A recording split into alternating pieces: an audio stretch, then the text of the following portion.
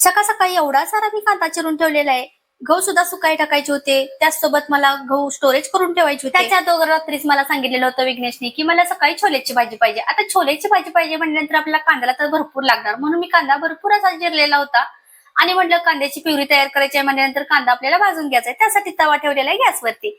तवा टाकला की लगेच मी कांदा टाकून घेतला. आता कांदा इकडे भाजतोय तोपर्यंत म्हटलं कुकरला आपण बटाटा आणि छोले लावलेले आहेत ते शिजलेले आहेत का बघू.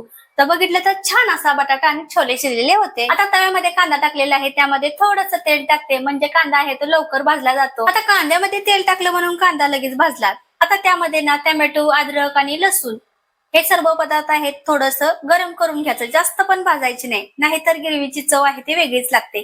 तर मी आता हे मसाले आहे ते थंड करून घेतले, त्यानंतर मिक्सरला बारीक करून घेते. कांदा काही लवकर बारीक होत नव्हता म्हणून थोडंसं पाणी ओतलं आणि कांदा ना एकदम बारीक झाला. आता गॅस चालू करून त्याच्यावरती पातेले ठेवलेलं आहे. पातेलं गरम झालं की त्यामध्ये तेल टाकलं.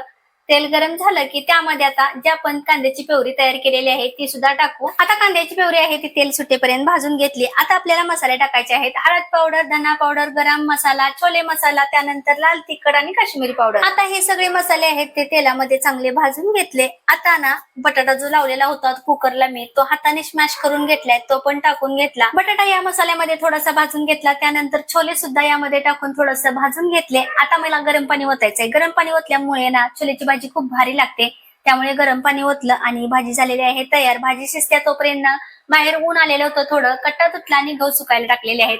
आणि तुम्हाला मी आज दाखवणार आहे की वर्षभरासाठी गहू मी स्टोरेज कसे करून ठेवते. गव्हाला एक कडक ऊन दिलं ना की गव्हामध्ये किडा होत नाही. मेन म्हणजे हेच ऊन देणं महत्वाचं आहे. त्यानंतर चाळून घेतले आणि चाळून घेतल्यानंतर ठेवायची पण पद्धत तुम्हाला सांगते की कसं ठेवावं गहू, म्हणजे एक किडा सुद्धा होत नाही. गेल्या वर्षी माझ्याकडून ना गहू उन्हात पण घालायला वेळ नव्हता, कारण लवकरच पावसाळा चालू झाला, त्यामुळे मी काही उन्हात घातलेच नाही आणि तसेच ठेवले गहू. त्यामुळे साऱ्या घरात नाही वर्षभर किडे होते. आता गहू चाळून घेतले, त्यामध्ये बोरिक पावडर टाकली आणि सगळी मिक्स करून घेतली. आणि ज्या डब्यामध्ये मला गहू ठेवायचे आहेत ना त्याच्या तळाला बोरिक पावडर टाकून घेतली थोडीशी. त्यानंतर त्याच्यावरती गहू ओतले आणि गहू अर्ध्याला वर आल्यानंतर त्यामध्ये मी माचीस ठेवणार आहे, म्हणजे माचीसच्या वासाने किडा, आळी काही सुद्धा आपल्या गव्हामध्ये होत नाही.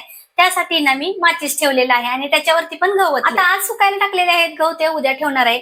तर कालचे सुकायला टाकलेले गहू ते ना ते आज स्टोरेज करून ठेवले. तोपर्यंत खाली आली. विघ्नेश ओरडत होता की मम्मी मला लवकर टिफिन दे, उशीर झालेला आहे. पटपट चपात्या केल्या. छोलेची भाजी सुद्धा इकडे झालेली आहे.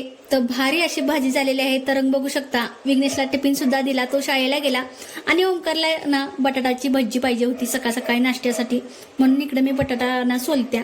तर चला आजचा व्हिडिओ इथपर्यंतच. परत भेटू उद्याच्या नवीन व्हिडिओमध्ये. तोपर्यंत सर्वांना बाय.